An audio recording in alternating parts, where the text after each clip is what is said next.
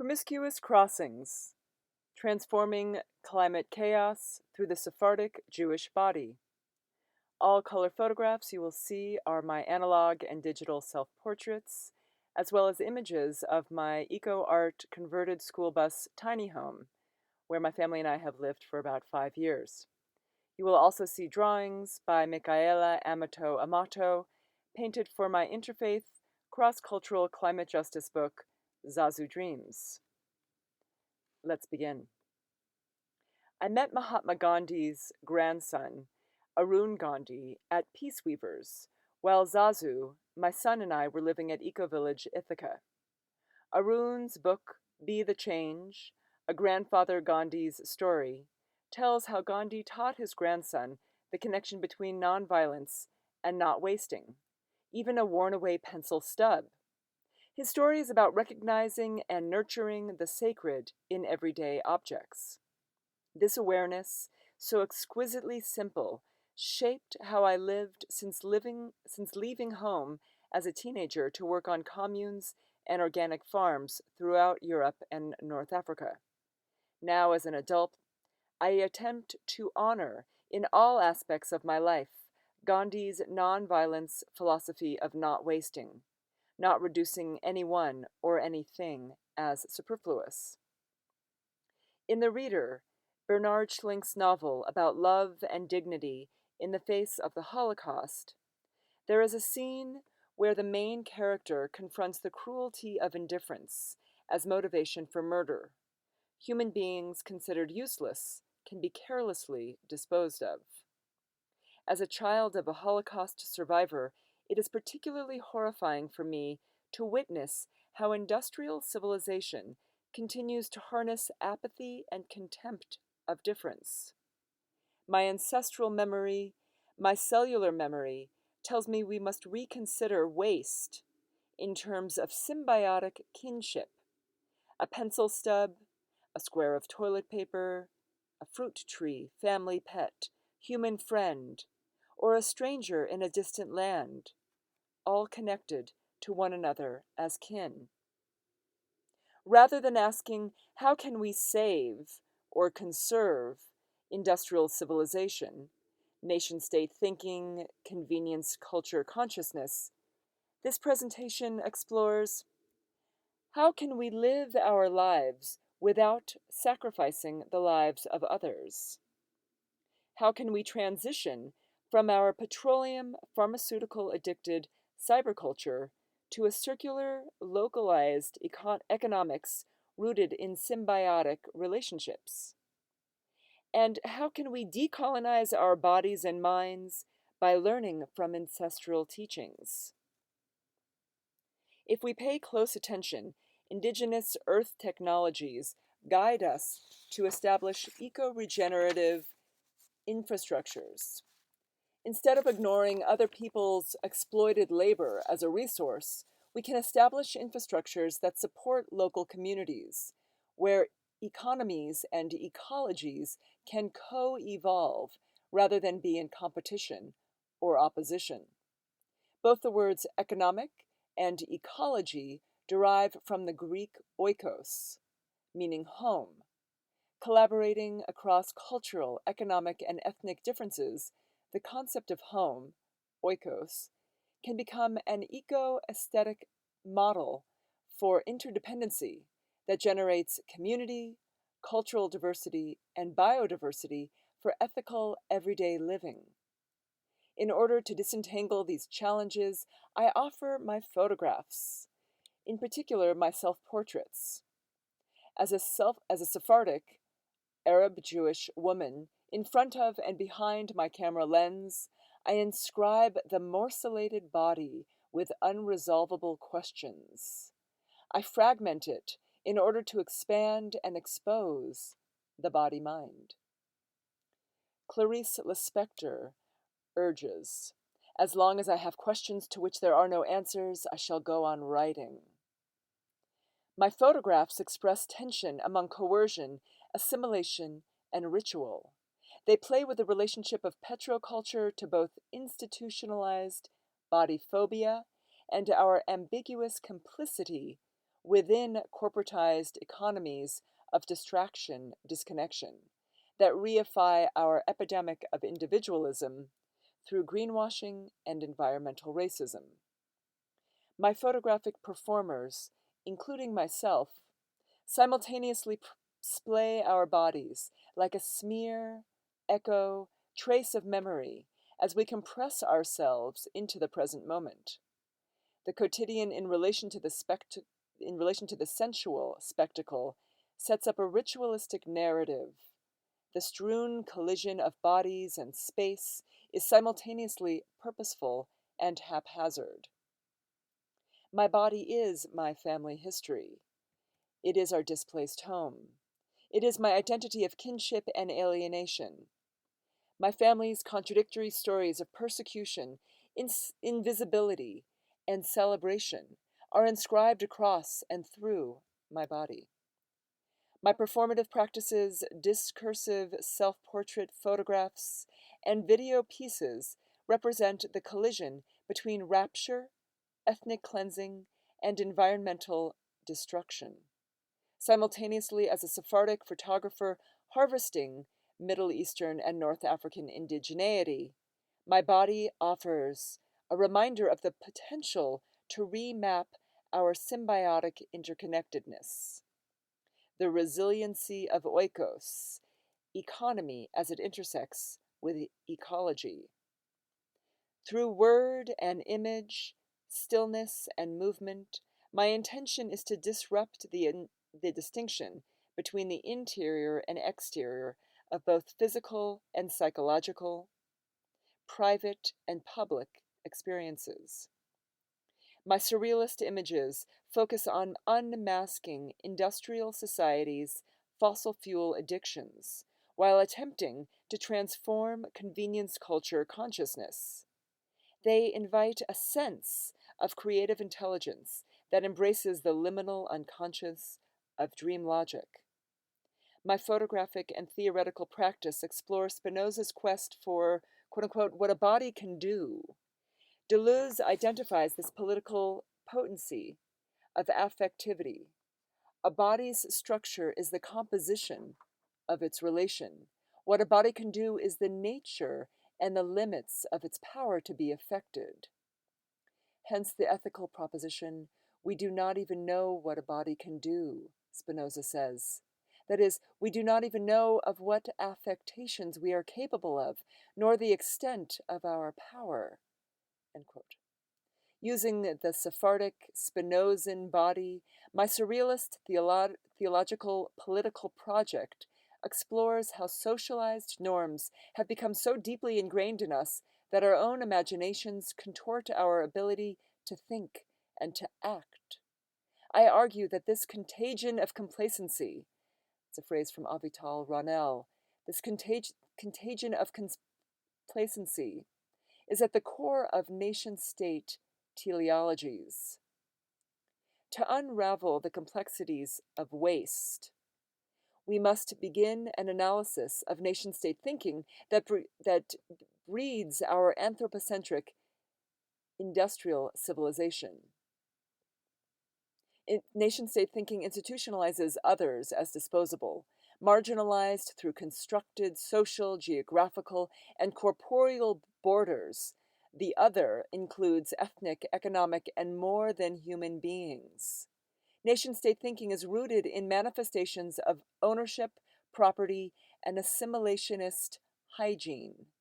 In conjunction with eco-capitalist strategies such as greenwashing that uses manipulative marketing techniques, nation-state thinking maintains the taken-for-granted infrastructures that sustain environmental racism.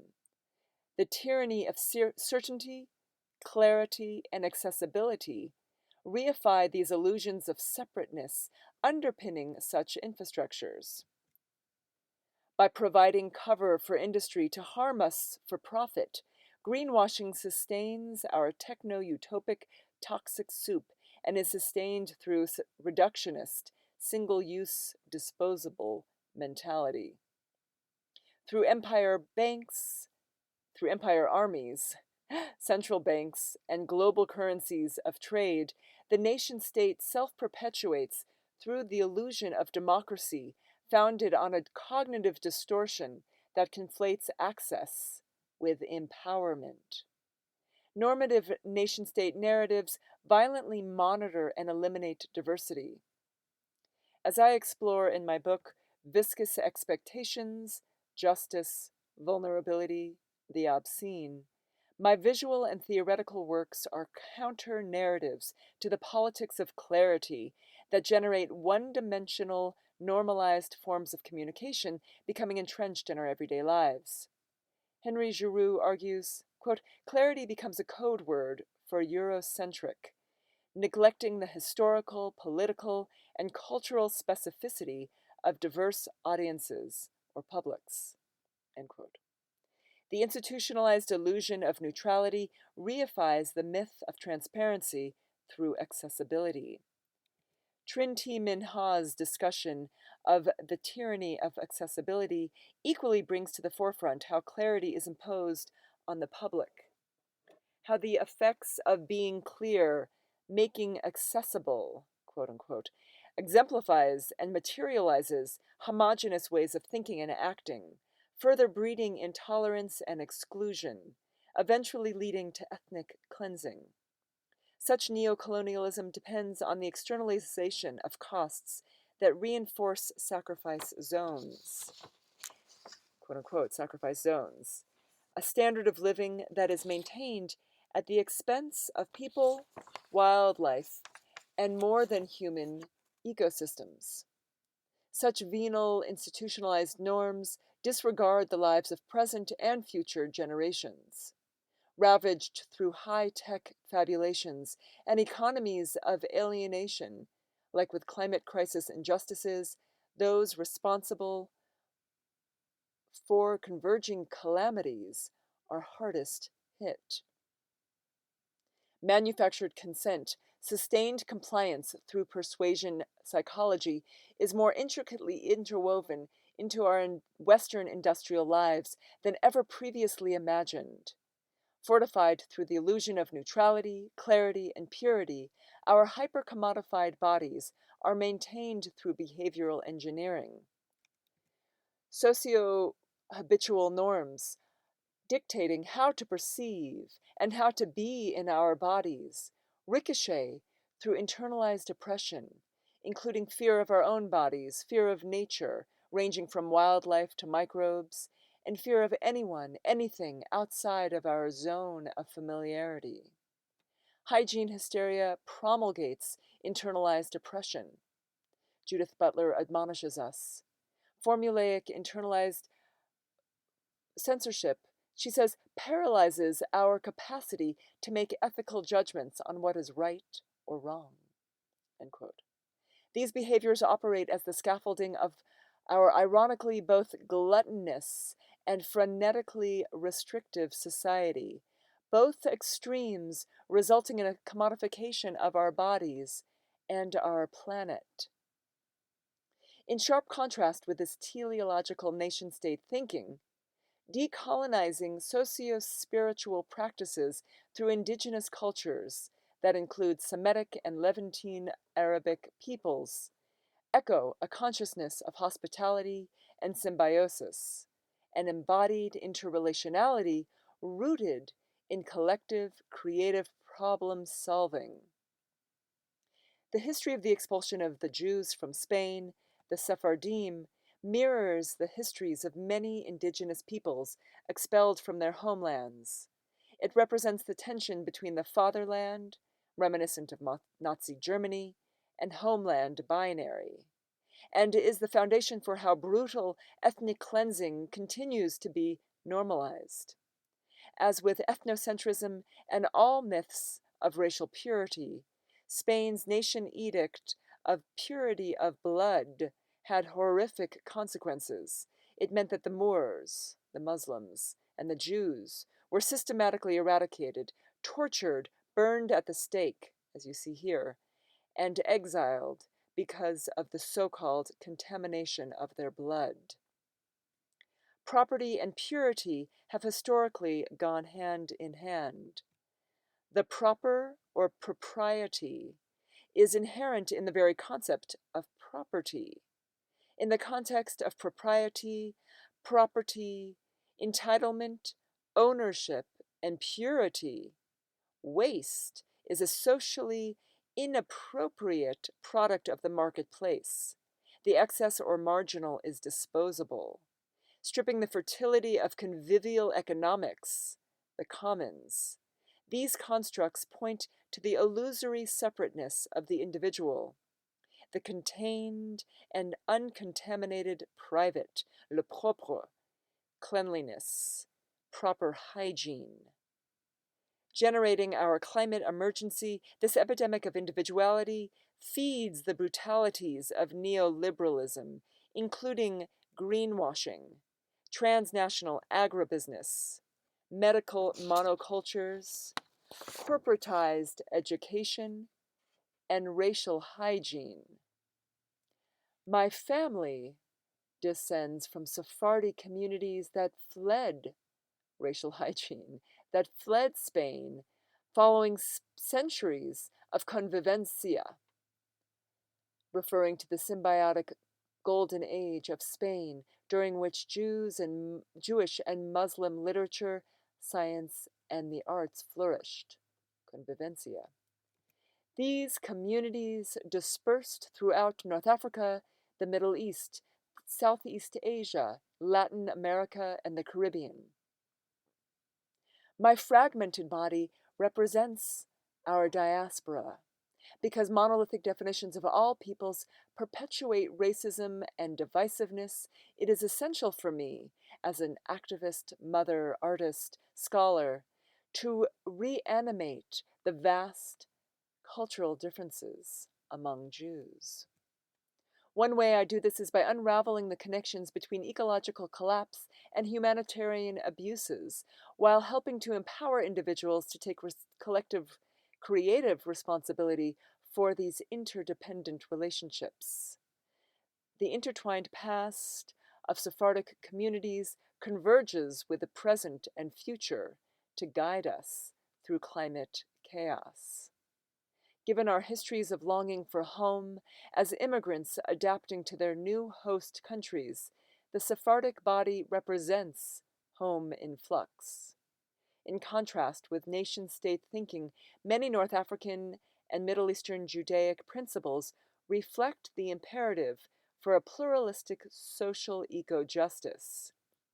They represent la'om, simultaneously yes, no in Hebrew, the interplay among multiple ambiguities.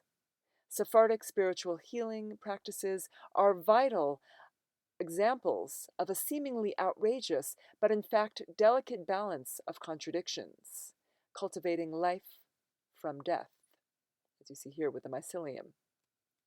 As in nature, there is no waste. Representing the both, la'om, the Sephardic body repudiates the tyranny of certainty through microcosmic, macrocosmic interplay. Countering laws of nation-state fatherland, the concept of homeland as a web of kinship is central to Sephardic communities. One aspect of our indigeneity is Sephardic folk medicine, rooted in the concept of home. The medicines of the house is practiced by primarily mothers and grandmothers and others, as you'll see in a moment. Our ancient and indigenous community-based interrelationships violate sacrosanct, quote-unquote, civilized norms. As infidels, refugees, and forced exiles adapting to waves of displacement, this oikos, economy, ecology, reflects an embodied cultural knowledge, hearth-based spirituality in constant flux.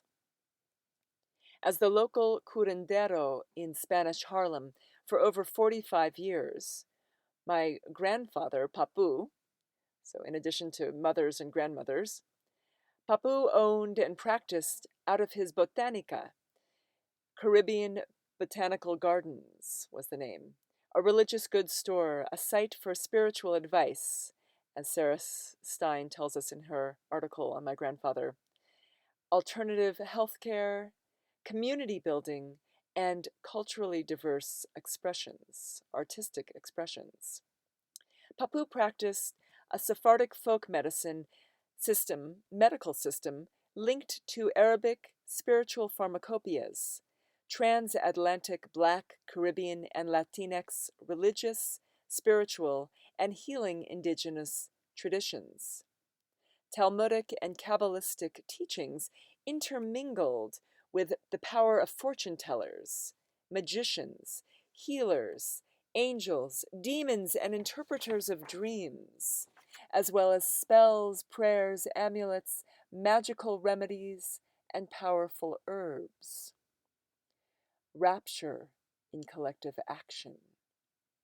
Like sand, salt, and as you see here, amber, poop, and water, some of the more than human characters in my interfaith Sephardic cross-cultural climate justice book, Zazu Dreams, Between the Scarab and the Dung Beetle, a cautionary fable for the Anthropocene Arab. The Arabic concept of alchemia, transmutation, combines with earth material with the spirit, the duende or intuition. In the conclusion of Zazu Dreams, we learn, in search of kinship and connection, exiles of multiple diasporas gather holy sparks hidden in every bend of the globe to restore what has been broken, to repair the world. We learn that this light already exists within us and is all around us, just waiting to be realized. This is our shared tikkun olam. And this is my diasporic writing with light, my photography justice practice. Curiosity and intellectual risk-taking is central to a practice of embodiment of magic and myth that teaches us how to collectively live. Non-binary traditions that reflect social justice and oral storytelling enable us to witness our habitual behavior and then develop new neurological grooves.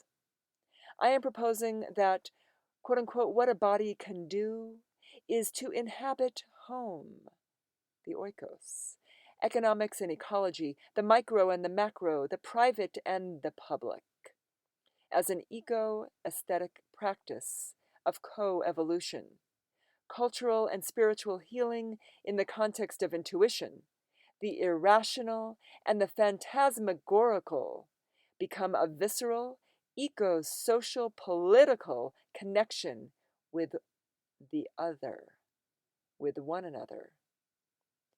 What can your body do?